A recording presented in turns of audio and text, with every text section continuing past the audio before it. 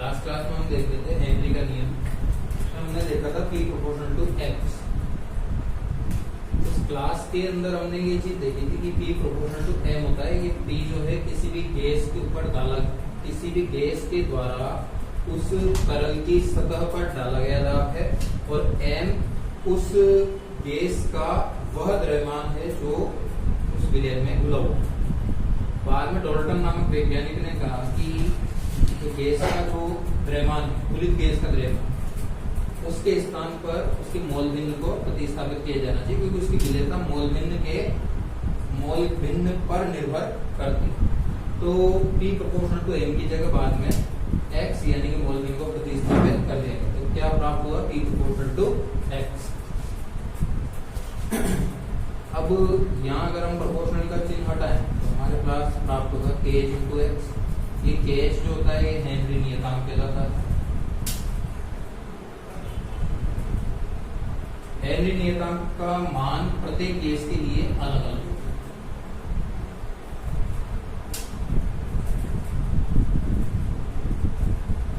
प्रत्येक गैस के लिए अलग अलग होता है। यानी यहां से हम तीन बातें कह सकते हैं। पहली बात, KH का मान गैस की प्रकृति पर निर्भर करता है।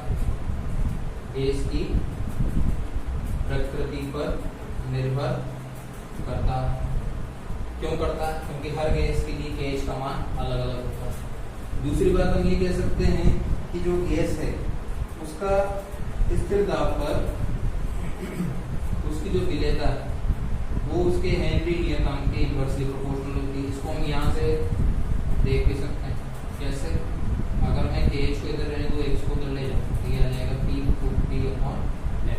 P अगर स्थिर दाब हो तो दाब को हटा देंगे तो क्या हो जाएगा? प्रोपोर्शनल KH बराबर KH प्रोपोर्शनल टू 1/X। यानी कि KH का मान जितना अधिक होगा X यानी विलेयता का मान उतना ही कम होता है। तीसरा बिंदु ये है कि जो गैस की विलेयता है वो टेम्परेचर पर निर्भर करती है। अगर टेम्परेचर अधिक है तो गैस के अणुगतिक ऊर्जा के मान में वृद्धि हो जाएगी। अणुगतिक ऊर्जा के मान में वृद्धि हो जाएगी तो वो आसानी से एक जगह से दूसरी जगह प्रतिस्थापित होना प्रारंभ कर देगा। अगर वो एक जगह से दूसरी जगह प्रतिस्थापित होने लगे तो उनकी विलेयता में ऑटोमेटिक कमी आ जाएगी। इसका उपयोग हम एक जगह कर सकते हैं, जैसे जलीय जीव जो वो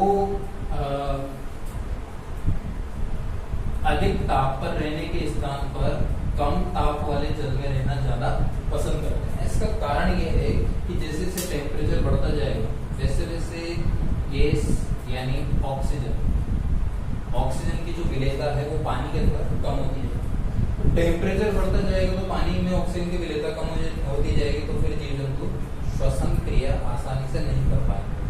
तो इसलिए टेम्परेचर ज्यादा हो, उसके अंदर विलेयता घट जाने के कारण जीव कहाँ रहना पसंद करते हैं? उस पानी में जहाँ टेम्परेचर कम होता है और ऑक्सीजन की जो विलेयता है वो ज्यादा। इसके बाद हम देखेंगे हेनरी के नियमों की उपयोगिता।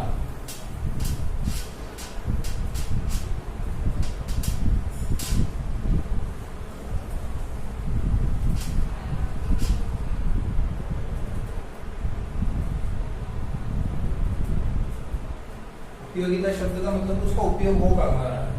तो सबसे पहला उपयोग है इसका, सोडा वाटर ये कोल्ड ड्रिंक होती है,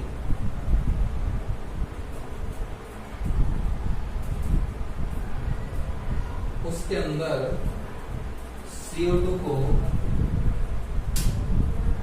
हाई प्रेशर पे डाला जाता है। हाई प्रेशर पे CO2 डालने से क्या हो जाता है? CO2 की उसमें विलेयता बढ़ जाती है।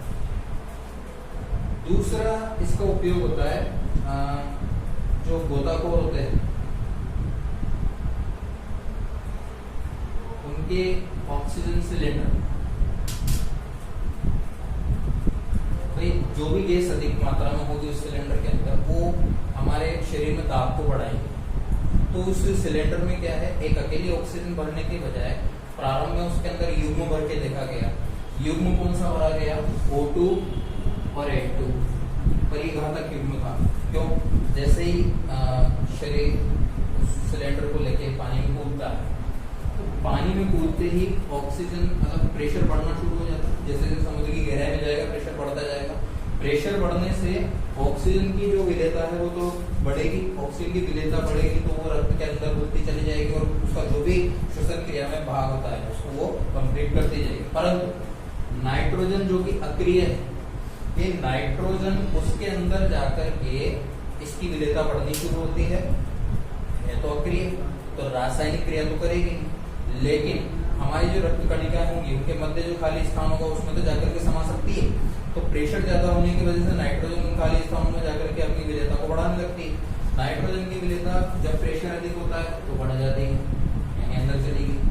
अब जब बॉडी ऊपर आ गई, ऊपर आने के बाद प्रेशर डाउन हो गया, प्रेशर डाउन होते ही विलेयता भी घट जाती है। अब विलेयता जैसे ही घटेगी वो नाइट्रोजन उन रक्त कणिकाओं के बीच से निकल के बाहर आने का प्रयास करेगी, तो जो भी कमजोर नसें होंगी उन कमजोर नसों को या तो वो फोड़ करके बाहर आ जाएगी या हमें खून की उल्टी होना प्रारंभ हो जाएगी। इस अजीब सी अवस्था को एक बीमारी का नाम दिया जाता है, वो बीमारी कहलाती है बैंड्स या डिकम्प्रेशन। इस बैंड्स या डिकम्प्रेशन को कम करने के लिए वैज्ञानिकों ने इसमें तीसरा युग्म मिला, तीसरी चीज मिली O2 N2। अब तीसरी चीज जो मिला है वो भी अक्रिय थी और वो हर ताप पर अक्रिय ही रहेगी, वो रखी उन्होंने हीलियम। हर ताप पर नहीं रहती, अधिक ताप पर इसकी क्रियाशीलता प्रभावित नहीं। तो ये हीलियम जैसे ही ताप अधिक होगा अक्रिय रहेगी, तो O2 N2 के साथ केवल कौन सी चीज मिलाएगी? हीलियम। इससे क्या हुआ? नाइट्रोजन का दाब कम हो गया, क्योंकि गैस के अन्य गैस के कण आ गए, तो नाइट्रोजन का जो आंशिक दाब होगा क्या हो जाएगा? कम हो जाएगा। उससे नाइट्रोजन का दाब कम होने से नाइट्रोजन की विलेयता कम हो जाएगी। फिर समुद्र में कितने दाब पड़ो वो नाइट्रोजन उतनी मात्रा में नहीं मिल पाएगी जितनी पहले मिल रही है। इससे इस युग्म का एक प्रश्न आता है कि इस घटक इसमें ऑक्सीजन सिलेंडर के अंदर उपस्थित तीनों गैसों के या तीनों घटकों की मात्रा का प्रतिशत बताइए। तो ऑक्सीजन डाली जाती है 32.2%, नाइट्रोजन डाली जाती है इसमें 52.56.2%, हीलियम इसके अंदर डाली जाती है 11.7%। इस प्रकार का ये प्रश्न बोर्ड परीक्षा में पूछा जाता है। फिर तीसरी इसकी उपयोगिता आती है, जब हम ऊंचाई पर जाते हैं, ऊंचाई पर तो प्रेशर कम होने की वजह से, प्रेशर कम होने की वजह से ऑक्सीजन की वातावरण में विलेयता कम हो जाती है, तो वहाँ ऑक्सीजन की मात्रा कम पाई जाती है। इससे जो लोग ऊपर चढ़ रहे हैं वो लोग ऑक्सीजन की कम मात्रा की वजह से एक अजीब सा कंप्रेशन अपने फेफड़ों में महसूस करते हैं, दबाव महसूस करते हैं, प्लस उनको ऑक्सीजन की पर्याप्त मात्रा नहीं मिल पाने के कारण उनके ब्रेन तक ऑक्सीजन नहीं पहुंच पाती है, उतनी मात्रा में नहीं पहुंच पाती है जितनी तलीय हिस्सों में या जमीन पर मिलती है। उस अवस्था में जो पर्वतारोही है उसको सांस लेने में तकलीफ तो होगी ही, साथ में उसके सोचने समझने की शक्ति भी धीरे धीरे क्षीण होनी शुरू हो जाएगी। जैसे जैसे वो हाइट पे जाता जाएगा ऑक्सीजन की कमी के कारण उसके सोचने समझने की क्षमता और शारीरिक क्षमता में कमी आती जाएगी। इस परेशानी को एक नाम दिया गया है, वो है एनॉक्सिया। और जो पहाड़ी क्षेत्र होते हैं, पहाड़ी क्षेत्रों में प्रेशर कुकर का ज्यादा उपयोग किया जाता है, क्योंकि वहां पर दाब कम होने की वजह से वैसे भी चीजों की खुद में समस्या है। फिर आती है हेनरी के नियम की सीमाएं।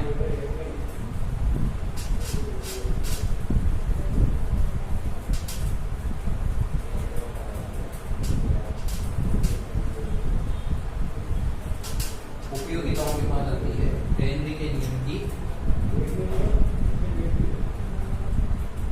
सीमा।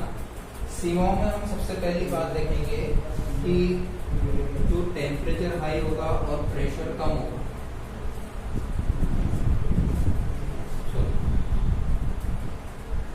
अत्यधिक उच्च ताप और अत्यधिक निम्न ताप, बहुत ज्यादा ताप और बहुत कम ताप पर हेनरी का नियम लागू नहीं होता, क्योंकि अत्यधिक उच्च ताप पर गैस के कण गतिशीलता बढ़ जाएगी और अत्यधिक निम्न ताप पर वो कण कतई गतिशील नहीं हो पाएंगे और उनके मध्य का स्थान भी समाप्त हो जाएगा। तो इन दोनों ही अवस्थाओं में ये नियम लागू नहीं होता। दूसरी बात, ये नियम उन पर भी लागू नहीं होता जिन गैसों की विलेयता या क्रियाशीलता अधिक होती है। क्रियाशील जो गैसें होंगी वो किसी न किसी तरह अभिक्रिया करके उनका जो दाब है वो दाब कितना बड़ा उसका कोई फर्क पड़ेगा। तो ऐसी अभिक्रिया ऐसी जो गैसें हैं जो क्रियाशील अधिक होती है, या यूं कह लें क्रियाशील शब्द को हटाकर हम यूं कह लेंगे संगुणित होती है, संगुणित होती है या वियोजित होती है। बोलते ही संगुणित हो जाए, वियोजित हो जाए तो वहां पर क्या हो, कणों की संख्या में कमी आ जाएगी, दाब डिस्टर्ब हो सकता है, तो उन पर हम हेनरी का नियम लागू नहीं। तीसरा है जो गैसें विलायक के पास साथ अभिक्रिया कर लेती है, यानी क्रियाशीलता, विलायक के साथ ही अभिक्रिया कर ली तो फिर उसका काम क्या, दाब या कौन सा मोल भी कुछ मिलेगा ही नहीं, तो फिर उसका ऊपर हेनरी का नियम काम से लागू। तो अत्यधिक उच्च ताप और निम्न ताप पर, गैसों के संगुणित या वियोजित होने पर, या गैसों के विलायक के साथ क्रियाशील होने पर इस नियम को लागू नहीं किया जा सकता।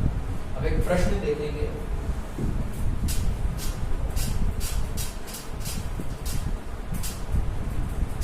क्वेश्चन है कि एथेन के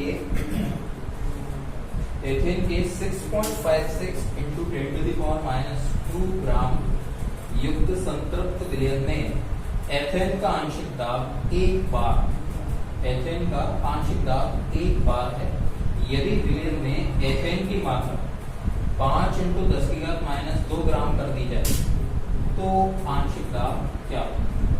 यानी आपको पहले केस में जो दिया गया,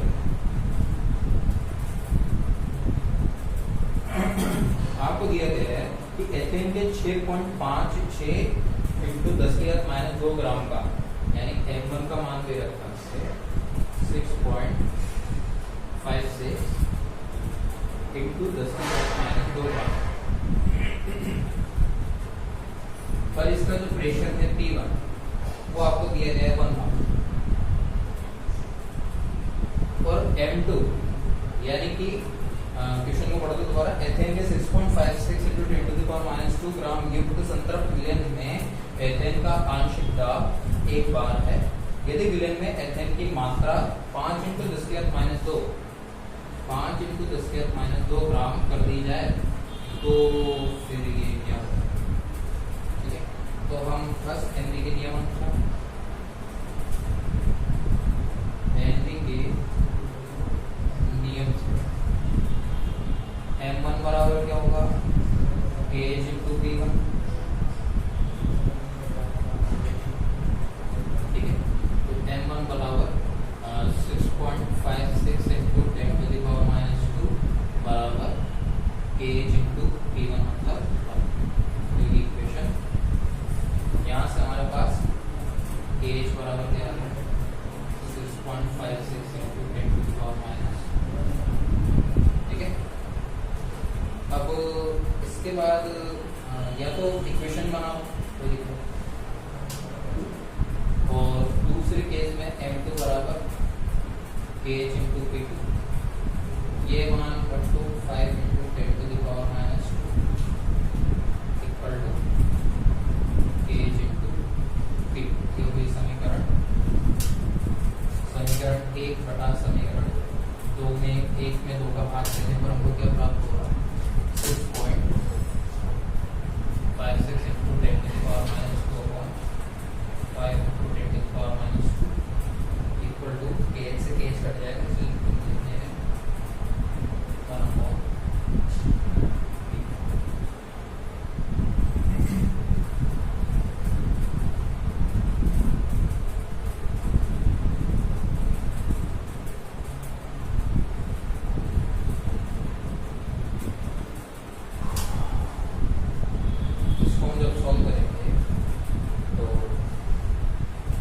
हमारा जो दाब निकल के आएगा होगा 0.5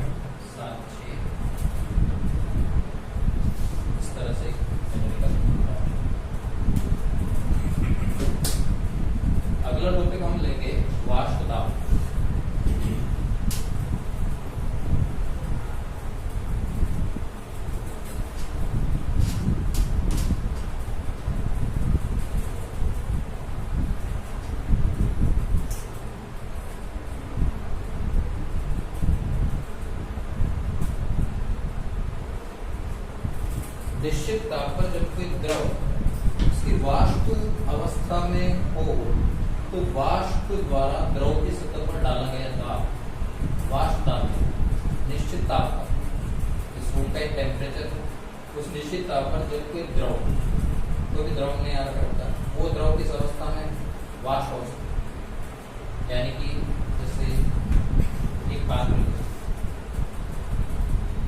इस पात्र में यहाँ तक द्रव भरा हुआ है इस पात्र को मैंने ऊपर से ढक्कन द्वारा बंद कर और इसे गर्म करके छोड़ दी। अब ये वाष्प अवस्था में आ गया यहाँ से इसकी वाष्प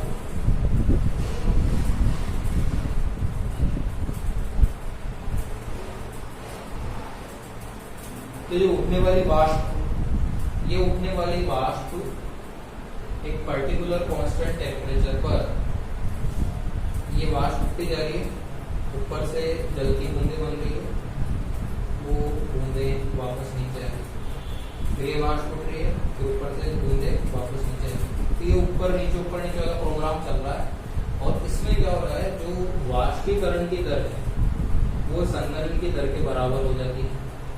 जैसे ही ये प्रोग्राम होता है वाष्पीकरण की दर संघनन की दर के बराबर हो जाती है तब इस एनवायरमेंट में जो वाष्प जिसको हम जल वाष्प कहते हैं उस वाष्प के द्वारा इस तल पे जो दाब डाला जाता है उस दाब को आप क्या कहते हैं वाष्प यानी किसी निश्चित दाब पर जब कोई द्रव गैसीय अवस्था में हो तो उसकी वाष्प द्वारा द्रव की सतह पर डाला गया दाब क्या कहलाएगा वाष्प दाब कहलाएगा। वाष्प दाब द्रव की प्रकृति व ताप पर निर्भर करता है। मान लीजिए ताप आपने बढ़ा लिया ताप बढ़ा तो वाष्प ज्यादा बनने लग जाएगी तो वाष्प बढ़ जाएगा। दूसरा द्रव की प्रकृति ऐसी है कि उसमें कणों के मध्य जो आकर्षण है वो कम कणों के मध्य आकर्षण कम है तो उस अवस्था में वाष्प दाब हो जाएगा कम हो